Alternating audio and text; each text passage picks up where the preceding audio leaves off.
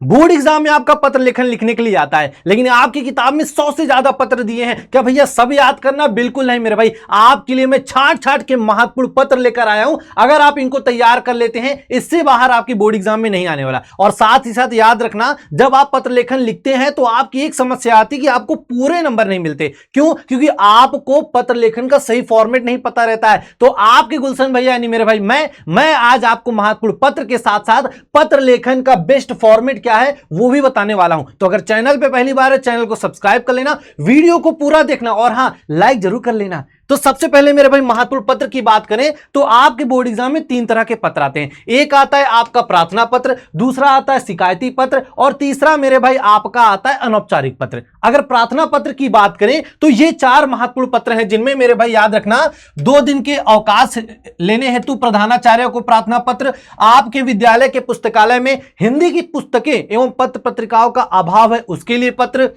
अपने विद्यालय की प्रधानाचार्य को छात्रवृत्ति के लिए पत्र और विद्यालय में खेल कूद की सामग्री का अभाव है उसके लिए पत्र। दूसरे तरह का जो पत्र आता है मेरे भाई आपका अनौपचारिक पत्र, जिसमें याद रखना वाद विवाद प्रतियोगिता में प्रथम स्थान प्राप्त करने पर अपने चचेरे भाई को एक बधाई पत्र, दूसरा अपने जन्मदिन पर मित्र द्वारा भेजे गए उपहार के लिए मित्र को धन्यवाद पत्र, या फिर मेरे भाई अपने जन्मदिन पर दादाजी ने एक आपको पुस्तक उपहार में भेजी है उसके लिए एक पत्र, या फिर मेरे भाई छात्रावास की जीवन शैली विषय पर अपने मित्र को पत्र लिखिए ये आता है, या फिर अपनी विशेष रुचियों का उल्लेख करते हुए अपने मित्र को एक पत्र लिख लिए ये, या फिर मेरे भाई किसी पर्यटक स्थल का वर्णन करते हुए अपने मित्र को एक पत्र लिखना, या तो ये आएगा या फिर मेरे भाई आपका आएगा शिकायती पत्र, जिसमें सिर्फ आपको ये 3 पढ़ने। कौन कौन से?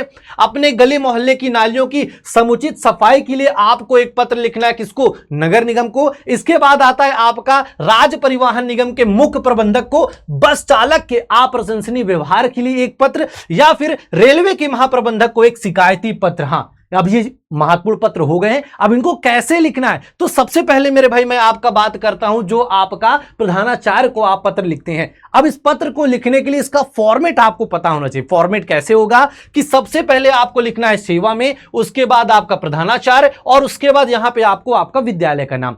अब इसके बाद सबसे इंपॉर्टेंट चीज आती है जो आप भूल जाते हैं, जिसकी वजह से आपके नंबर कट जाते हैं, वो होता है याद रखिएगा आपका विषय कि किस चीज पर आप पत्र लिख रहे हैं। जैसे यहां पे छात्रवृत्ति हेतु आवेदन पत्र लिखा जा रहा है तो विषय आपका ये बन जाएगा, फिर आपका महोदय, उसके बाद यहां से जो 3 से 4 लाइन लिखी है ना, इसमें आपको जो आपका विषय था उसको जस्टिफाई करना होता है कि भैया आपको छात्रवृत्ति क्यों चाहिए। जैसे यहां लिखा है कि सविनय निवेदन यह है कि मैं आपके विद्यालय में कक्षा 10वीं बा का आज्ञाकारी व मेधावी छात्र हूं। मेरे घर की वर्तमान आर्थिक स्थिति संतोषजनक नहीं है। मेरे पिताजी ज्यादातर बीमार रहते हैं, जिस कारण वे मेरे आगे की पढ़ाई का खर्च वहन करने में असमर्थ हैं। इसके लिए मेरी आपसे प्रार्थना है कि मेरी आर्थिक स्थिति को ध्यान में रखते हुए मुझे छात्रवृत्ति प्रदान करें। और इसके बाद एक और चीज आप भूलिएगा नहीं, क्या? यहां पे ऊपर आपको आपका दिनांक लिखना है, और सबसे इंपॉर्टेंट, अगर ये गलती कर दिए तो आपको पत्र में पूरे नंबर नहीं मिलेंगे। क्या? यहां पे आपको आपका आज्ञाकारी छात्र या छात्रा लिखना है, लेकिन उसके नीचे याद रखना यहां पे आपको आपका नाम नहीं लिखना। यहां पे या तो आप काखागा लिखिएगा या तो आबासा लिखिएगा, तब जाके आपको पत्र में पूरे नंबर मिलेंगे। दूसरे तरह का मेरे भाई जो आपके शिकायती पत्र थे, देखो पत्र शिकायती पत्र हैं तो आपको 4 लिखने, लेकिन जो फॉर्मेट है वो आपका एक तरीका है। जैसे 3 तरह के हमने देखे शिकायती पत्र, लेकिन जो फॉर्मेट है इन सब का एक है, यानी एक जान जाओ, बाकी उसी तरह से आपको प्रैक्टिस करनी है। अब यहां पे जैसे मेरे भाई यहां पे हमारा विषय है कि मोहल्ले की नाली और सड़कों आदि की सफाई के संबंध में आपको लिखना है, तो यहां पे आपका सेम वही सेवा में। अब देखो प्रधानाचार्य को नहीं लिख रहे हो, हम नगर निगम को लिख रहे हैं, तो आपका नगर निगम स्वास्थ्य अधिकारी जो भी आपका एरिया हो। इसके बाद महोदय, और 3 से 4 लाइन में आपको बताना है कि भैया मोहल्ले की नाली और सड़कों आदि की सफाई के संबंध में आप लिख रहे हैं, तो क्यों ऐसा चाह रहे हैं आपकी सफाई वहां पे हो। तो यहां पे आपको बताना है कि इस पत्र के माध्यम से मैं आपका ध्यान अपने क्षेत्र की सफाई व्यवस्था की ओर आकर्षित करना चाहता हूं। हमारे क्षेत्र एक घनी आबादी वाला क्षेत्र है, यहां की नालियों की गहराई का स्तर सारे क्षेत्र से एक सा नहीं है, जिसके कारण नालियां अक्सर भरी रहती हैं। इतने बड़े क्षेत्र के लिए मात्र एक सफाई कर्मचारी, और वह भी प्रतिदिन नहीं आता है। आपसे विनम्र निवेदन है कि समस्या की गंभीरता को देखते हुए एक बार स्वयं क्षेत्र का निरीक्षण करने का कष्ट करें, ताकि पत्र में लिखी गई सारी बातें क्या हो, सत्यता को जांचा जा सके, निरीक्षण तथा उचित कदम की प्रतीक्षा में। अब इसके बाद भी सेम मेरे भाई, यहां पे आपका धन्यवाद रहेगा, यहां पे ऊपर आपकी दिनांक रहेगी, और यहां पे याद रखना आपका रहेगा प्रार्थी। अब प्रार्थी में सेम वही मैं बोला कि आपको गलती नहीं करनी है। क्या गलती नहीं करनी है? यहां पे आपको अपना नाम नहीं लिखना है, या तो का खागा या फिर मेरे भाई आपको आबाशा लिखना है। अब उसके बाद सबसे इंपॉर्टेंट अंत में आता है आपका अनौपचारिक पत्र। है 6 तरह के, सबका फॉर्मेट सेम है, एक हम लोग देखेंगे, बाकी आप सेम अपने से प्रैक्टिस करने की कोशिश करिएगा, और इसके बाद हाँ कुछ और नहीं पढ़ना है।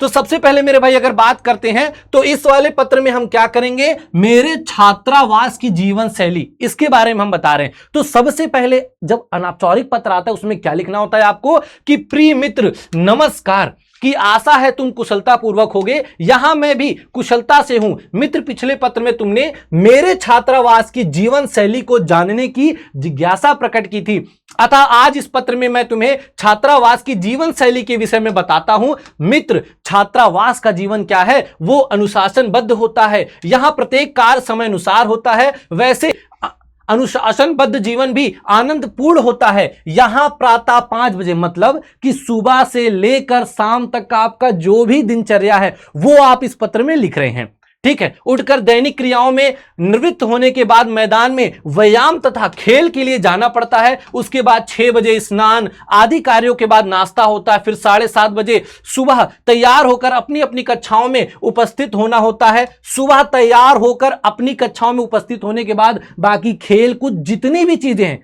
मतलब इस पत्र में आपको सब कुछ वहां पे लिख के बता देना है। और याद रखना, इसमें से बहुत सारी चीजें आप अपने हिसाब से भी सोच के लिख सकते हैं, लेकिन आपको क्या ध्यान देना है, आपको ध्यान देना है यहां पे आपको लिखना है तुम्हारी मित्र या तुम्हारा दोस्त, लेकिन यहां पे याद रखना आपको आपका नाम नहीं लिखना है, आपको का खागा या आबाशा लिखना है। अगर आपने नाम लिख दिया तो भैया वहीं आपका 1 नंबर कट, आपको लगेगा भैया पूरे नंबर आएंगे, लेकिन 1 नंबर आपका वहीं पे कट होने वाला है। और दिनांक याद रखना आपको यहां पे लिखनी है।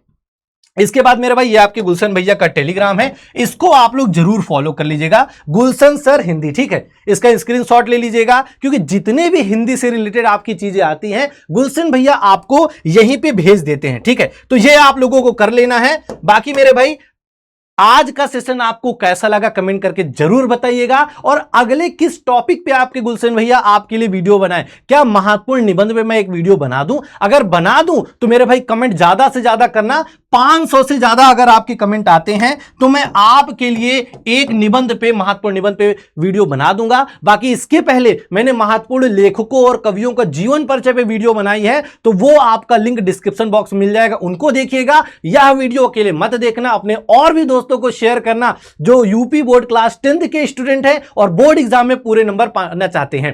बाकी मेरे भाई इसी तरह महत्वपूर्ण सेशन के लिए मिलते हैं अगली क्लास में, तब तक के लिए धन्यवाद।